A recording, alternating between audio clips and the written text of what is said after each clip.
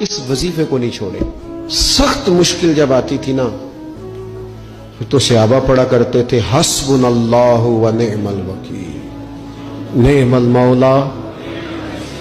पढ़िएगा हस्बुनल्लाहु व निअमल मौला व निअमल नसीर। इसका माना बड़ा खूबसूरत है।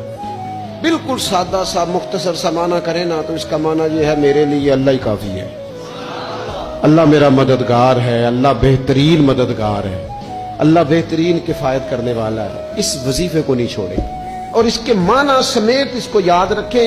आप महसूस करेंगे तबीयत ताकतवर हो गई है, रूह ताकतवर होगी, इसको भूलना नहीं।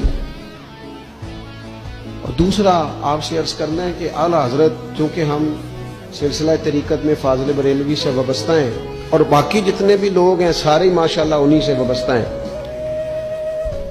आला हजरत ना ला हौला वला कुव्वता इल्ला बिल्लाहिल अलीय्यिल अज़ीम पढ़ने की बड़ी फजीलत बयान करते हैं। ये ऐसा वजीफा है जो सबको आता है ना माशाल्लाह। नबी पाक अलैहिस्सलाम ने फरमाया ये अल्लाह के अर्श के खजानों में से खजाना है।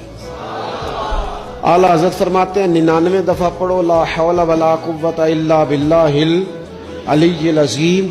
फरमाया अल्लाह ताला तुम्हें 99 बीमारियों से शिफा देगा और उसमें सबसे छोटी बीमारी टेंशन की बीमारी है, सबसे छोटी बीमारी गम की बीमारी है, छोटी, बाकी बड़ी बड़ी होंगी।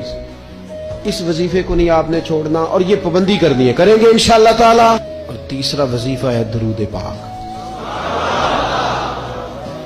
ये बंदा दरूद पाक पढ़ता है तो पता होता क्या है, एक बार पढ़ो तो 10 रहमतें, 2 बार पढ़ो तो, 3 बार पढ़ो तो, 4 दफा पढ़ो तो फिर तो चारों जानब रहमत ही रहमत हो जाती है। दरूद पाक को कभी ना छोड़ो अपनी जिंदगी में। आज आप अपने आप से आहद करें, कोई रात ऐसी ना गुजरे कि दरूद पाक पढ़े बगैर हमें नींद आ जाए।